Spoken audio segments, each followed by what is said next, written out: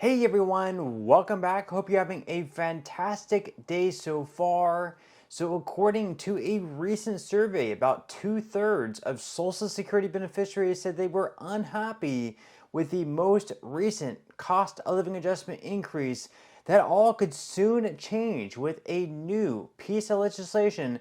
In today's video, we are going to be breaking down everything that you need to know. But before we go ahead and dive into it for today, if you would like to explore potential huge savings on your Medicare plan, then you might want to consider giving Chapter a call today with that number up there on the screen. You see, historically speaking, people who have worked with Chapter have saved right around $1,100 on their Medicare plan. So what do you have to lose? The call is completely free with that number up there on the screen. That number is 612-895-2101. That once again is 612-895-2101.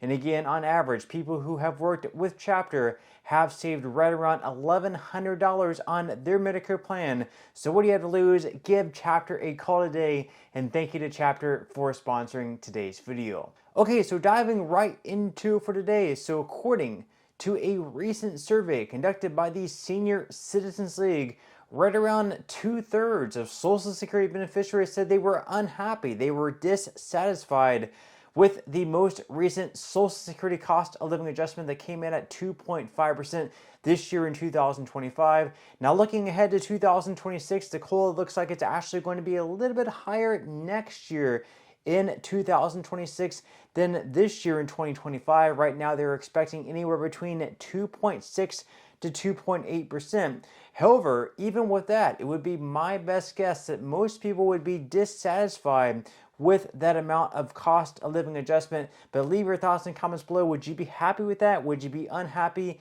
Leave your thoughts and comments below. So according to the Senior Citizens League, they say that most seniors think that 2024's inflation was much higher than the government's estimate. The 2025 COLA, which is supposed to adjust Social Security checks to keep pace with inflation that occurred in 2024, was 2.5%. When TSCO asked seniors how much they thought inflation was in 2024 based on their economic experiences, 80% thought inflation was 3% or higher. So when you're asking all these people, how much do you think inflation was based on your own personal experience, whether that's going to the grocery store, whether that's going to the pharmacy, whether that's going to the gas station, whether that's online shopping, whether that's going to, your doctor's office or other places like that. What do you think inflation actually was? Most people guessed it was 3%. However, it was only 2.5%. These are own personal experiences. So you might have some people say, well, that's your personal experience.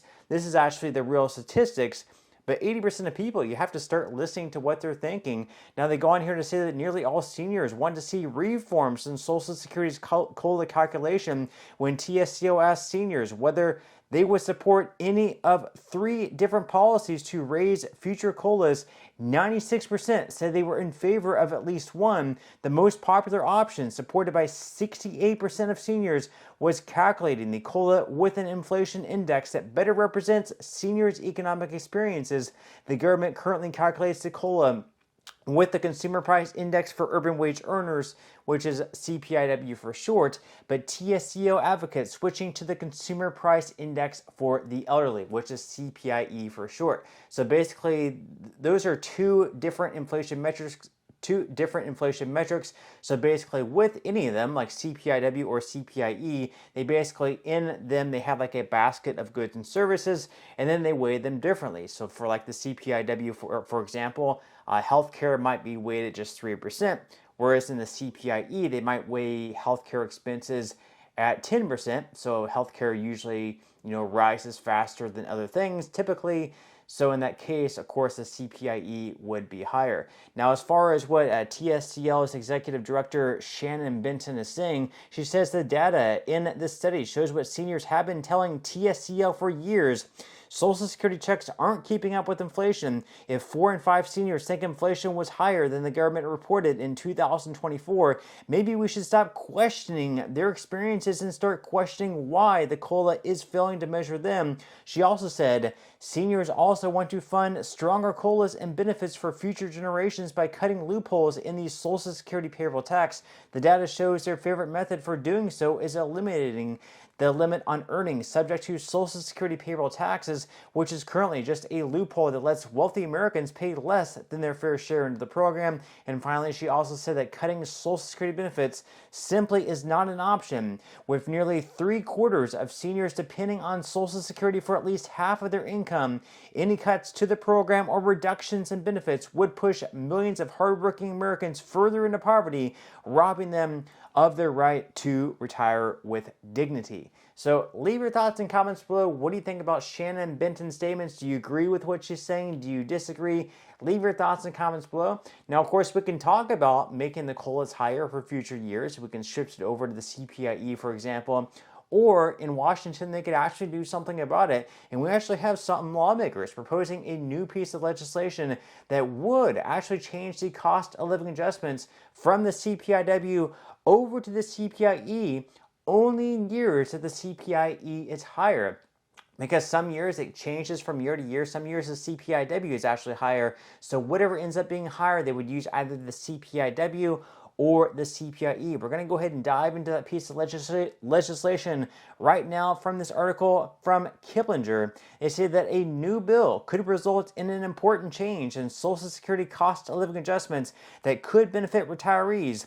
The Boosting Benefits in COLAs for Seniors Act, proposed by Representatives Ruben Gallego and Senator Bob Casey, aims to protect and expand benefits for older adults who rely on them by making significant changes to the COLA calculation. The bill claims that many older adults struggle to afford necessities like food, medication, and clothing because current Social Security benefits have not kept up with rising costs, so the COLA is currently based on the Consumer Price Index for urban wage earners and clerical workers, CPIW for short, which reflects everyday spending an individual would face, including expenses for food, housing, transportation, consumer goods, etc. Under the new bill, however, the COLA would be based on the Consumer Price Index for Americans aged 62 or older, or CPIE for short, as this price index reflects the cost incurred by older Americans more accurately. Medical expenses and increasing burden on older adults are weighed more heavily in the CPIE than the CPIW. And that's the big thing here. Medical expenses. These things are rising higher than other expenses out there. This is why the CPIE switching over to the CPIE for the cost of living adjustment, especially for Social Security, is extremely important. So they go on here to say that according to data from the U.S. Department of Health and Human Services, out-of-pocket healthcare expenditures for individuals aged 65 and older rose by 41% from 2009 to 2019, going from $4,846 to $6,833. Older individuals pay significantly more than the total population, which spent an average of $5,193 in out-of-pocket cost in 2019. Overall, older Americans spent 13.6% of their total expenditures on health compared to just 8.2% among all consumers. And along with that, along with directing the Social Security Administration to adjust benefits based on CPIE rather than CPIW, if CPIE would result in a larger increase in benefits, the Boosting Benefits and COLAs for Seniors Act would also direct the Bureau of Labor Statistics to calculate and publish the CPIE every month. Now, once again, the CPIE isn't always higher than the CPIW. There are still some years where the CPIW actually is higher than the CPIE. So under this new bill, if it were to pass, they would use whichever metric was higher. If the CPIW was higher than the CPIE, they would use the CPIW. However, if the CPIE was higher than the CPIW, in that case, they would use the CPIE. Now you can see up on the screen every year from 1985 all the way to 2024. The green is the CPIE, the orange is the CPIW. So you can see that it pretty much flip-flops from year to year. At some points, usually the CPIE is a little bit higher. most of the years you will see the green, which is the CPIE, being a little bit higher. But at the same time, at some points, 2023, for example, we actually have the orange, the CPIW, actually being a little bit higher than the CPIE. So in that case, in 2023, for example, they would have gone with the CPIW. But last year in 2024, where the CPIE was right around 4%, actually, there would have been a cost of living adjustment of 4% in 2025 had they actually used the CPIE instead of the CPIW. But with that said, leave your thoughts and comments below. What would you think about this change? Would you be for it? Would you be against it? Leave your thoughts and comments below. But that's all we have for today's video, and I will see you in the next one.